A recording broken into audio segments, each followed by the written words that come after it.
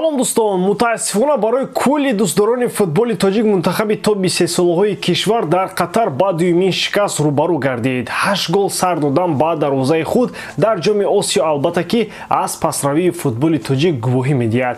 Бохти дуюми мунтахаб бо ҳисоби 2-4 аз Ироқ дар марҳилаи гурӯҳӣ на танҳо мунтахаби моро аз рохат ба плей-офф маҳрум кард, балки баъди бохтанҳо бо ҳисоби бузург нисбати дастаи Умед ва Ситоди он гапу чапро зиёд мекунад. Мунтахаби олимпии Тоҷикистон дар ду бозӣ зидди Арабистону Ироқ 4 гол заду 8 гол аз дарвозаи хеш берун намуд. Тими Умеди мо бо чунин омор на танҳо аз гурӯҳ баромада натавонист, балки дар дуюмин ҷоми Осиё пайҳам нишон дод ки мушкилии дастаи мо баръакс кам шудан боз зиёд мешавад. Акнун ба хабарҳои хуш мегузарем. Лайки қиматбоҳои худро гузоред, мо бошем сар мекунем. Дӯстон, футболи бошгоҳӣ дар ҷӯшу хуруш аст ва моро Эл-Классико интизор аст. Реал баъди бозии мушкил бо Манчестер Сити ва баромадан ба полуфинали Лигаи Чемпионҳо дар Сантьяго Бернабеу Барселонаро пешвоз мегирад. Оё шогирдони Хави метавонанд рақобати арзанда бар зидди дастаи шоҳона нишон диҳанд? Тамошои рақобатро бо 1x бозам ҷолибтар гардонед. Дар он ҷо регистратсияи осон, пур кардани маблағ аз тамоми гӯшаву канори дунё, вале аз ҳам муҳим бонус то ҳаҷми $100 дар аввалин пардохт бо промокоди AMG 0777 ссылкаи бозӣ дар комментарияи ин видео. бо наздикшавии Эл-Классико навбатӣ дар чемпионати Испания гапу чап атрофи ин бозии муҳим ҳам зиёд шуданд. Ин навбат Месуд Озил ҳам суханҳои худро гуфтааст. Ба гуфти собиқ бозингари Реал, пас рафтани сатҳи Эл-Классико ба айби Барселона шудааст. Ба фикри Озил сатҳи Эл-Классико хело поин рафтааст ва ин ҳам хеле дилгирикунанда мебошад. Ин ҳам айби Реал набуда, мушкил дар худи Барса аст, зеро каталониҳо иқтидори хешро ҳифз карда натавонистанд. Озил мегӯяд ки Барса бояд ба ҷои ҳар вақт айбдор кардани доварон ба бозӣ менигарист. Дар бораи ин суханҳои муҳими Озил нашрияи испании Марка ба ҳамагон расонидааст. фикр мекунам ки айбдор кардани як дастаи мушкил дошта ва ғарқи буҳрон дар поин шудани сатҳи Эл-Классико ҳам он қадар ҷоиз нест. Барселона ки чанд сол боз дучори мушкилии молиявӣ аст ва дар харидорҳои бузург ҳам қудрат надорад, наметавонад зидди Реал бо Беллингему дигарон рақобати баробар нишон диҳад. Барса ки дарҳол намедонад аз бепулӣ кадом бозингар фурӯшад, албатта зидди Реале ки имрӯз пагоҳ Мбаппе меорад, дар як сатҳи баробар қарор дошта наметавонад. Бо чунин сатҳу ҳолат албатта барои Барса нигоҳ доштани потенсиали бозӣ амалан мушкил аст. Дар чунин ҳолат сатҳи Эл-Классико худ ба худ поин мешавад. Даромади гап, бозӣ миёни Реалу Барселона рӯзи якшанбе 21 апрел дар шаҳри Мадрид дар варзишгоҳи Сантьяго Бернабеу доир мегардад. Ин ҳам дар ҳолест ки дар премьераи Испания 7 давр пеш аз анҷоми чемпионат Барса аз Реал 8 хол камтар дорад.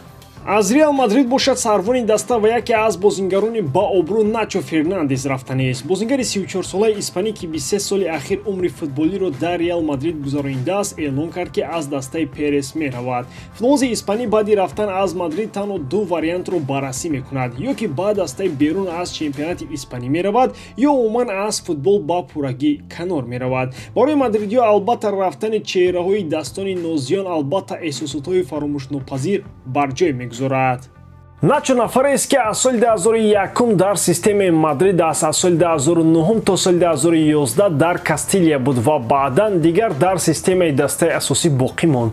Бисёр ҷоизаи ӯ дар сафи Реал Мадрид аз ҷумлаи 5 ҷоизаи Лигаи Чемпионҳо албатта дастовард мебошад ки ҳазорон футболбозони касбӣ оиди он орзу мекунанд. Вале фурсати хайрбод ҳам фаро мерасад ва капитан ҳам бояд ки аз ин даста канор равад. Ин мавсим Начо 34 маротиба ба майдон омад ва агар чунин қарораш оиди рафтан дуруст бошад, Реал Мадрид бошад капитани дигар таъин мекунад.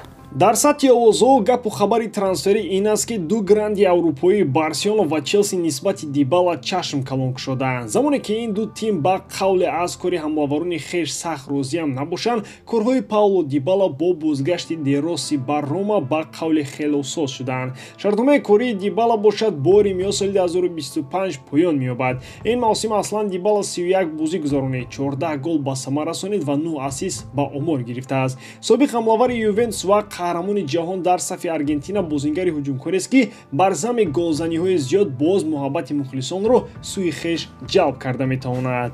мо дар хотир дорем ки вақти муаррифиаш дар Рома ҳазорон мухлиси ин даста шаби хоб надоштанд, вале мушкили дигар он аст ки чаққонии ҳамлаварони чемпионати итолиёвиро берун аз серия А каман дар кам шоҳид будаем.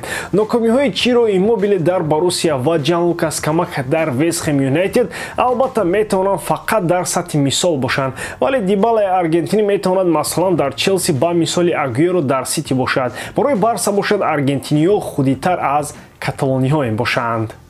аз овоза ба ҳақиқат меравем. чанд сол боз ҳарчанд ҳамаи расонаҳои пештози ҷаҳонӣ Мбапперо ба Реал мебурданд, вале ин гапу хабарҳо ҳама вақт дар сатҳи овозҳо боқӣ мемонданд. дар асл Мбаппе 2-3 мавсими ахир дар ПСЖ бозӣ мекарду ҳеҷ ҷое намерафт, вале сароғози ин мавсим вақте Мбаппе худ аз тамдидкунии шартнома бо парижиён даст кашид, аллакай рӯшан буд ки ӯ куҷо меравад. масири ҳаракати ӯ маълум буд. сафари Мбаппе дар хатсайри Париж Мадридро миллионҳо мухлисони Реал Мадрид интизор буданд, вале он ҳам ба мисоли силсилафилмҳои туркӣ ҳеҷ ба анҷомшавӣ наздик набуд.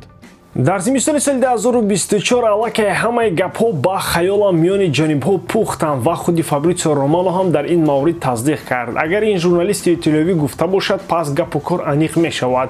акнун тибқи гуфтаҳои Романо Мбаппе тобистон бозингари Мадрид мешавад. дар бораи шартномаи пешакии Килиан ва мадридиён ҳам гуфта шуд ва гӯё ки Флорентино Перес ҳам ба бозингаронаш аз омадани Мбаппе гуфта бошад. хулос ки ин тобистон мо шоҳиди поёни қиссаи дару дарози гузариши бепули бозингари 180 миллиона хоҳем шуд. як гапи дигар ин ки бо омаданаш ба Мадрид Мбаппе бояд ба гирифтани ҷоизаи ормонӣ туби тиллоӣ ҳам наздик шавад. ба ҳамин тамом бовар дорам ки эҷодкории ман ба шумо писанд меояд. лайк, комментария ва дар канал обуна шуданро аз ёд набароред. бо шумо мисли ҳар вақта Муҳаммад Гайров. хай бародарон, дар паноҳи Аллоҳ.